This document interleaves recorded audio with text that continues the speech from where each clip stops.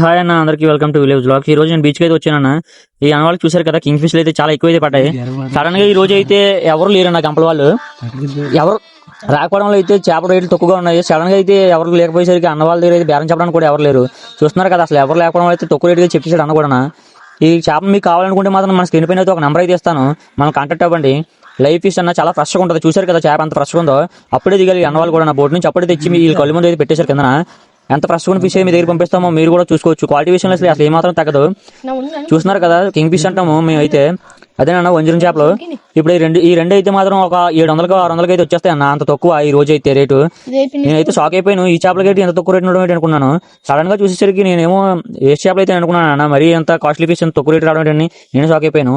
ఇలాంటి వీడియోస్ అయితే మన దగ్గర నుంచి చాలా అయితే వస్తాయి. మన ఛానల్ సబ్స్క్రైబ్ అయితే చేసుకోండి. త్వరలో మన ఛానల్లో గివ్ అవే అయితే ఇవ్వబోతున్నాం అన్న. ఆలస్యం చేయకుండా మన ఛానల్ అయితే సబ్స్క్రైబ్ అయితే చేసుకోండి. లేదంటే మంచి అవకాశం కోల్పోతారు మీరు. ఫ్రెష్ ఫిష్ వస్తుంది మీ దగ్గరికి మాత్రం. మిస్ అవ్వకండి అవకాశాన్ని.